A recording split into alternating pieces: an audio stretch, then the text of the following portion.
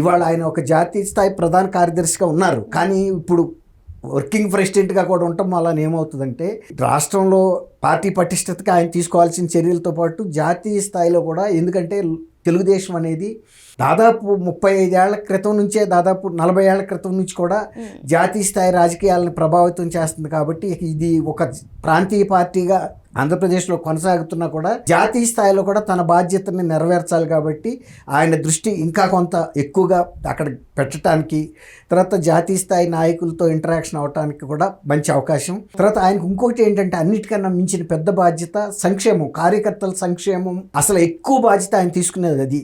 ఎందుకంటే ఏ పార్టీకి లేనంత సంఖ్యాబలం, సభ్యుల సంఖ్య విస్తృతంగా. ఒక జాతీయ పార్టీకి ఎంతమంది సభ్యులు ఉంటారో తెలుగుదేశంకి అంతమంది సభ్యులు ఉన్నారు.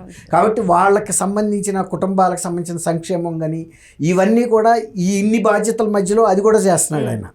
ఎక్కువ టైం కేటాయించేది కూడా ఆయన దానికే, కార్యకర్తల సంక్షేమమే మెయిన్గా చూస్తున్నారు.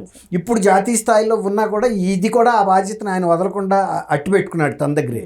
ఎందుకంటే ముందు పార్టీ రాష్ట్ర స్థాయిలో బలంగా ఉన్నప్పుడే మనం జాతీయ స్థాయిలో ఏదైనా చేయగలుగుతాం. కాబట్టి ఎప్పుడు కూడా మన యొక్క పునాదులని చెక్కు చెదరకుండా చూసుకునే నాయకుడే ఎంతకైనా ఎదగలుగుతాడు. కుతుబ్ మినార్ అంత హైట్కి ఎదగాలి అంటే మన పునాదులు అంత పటిష్టంగా ఉండాలి.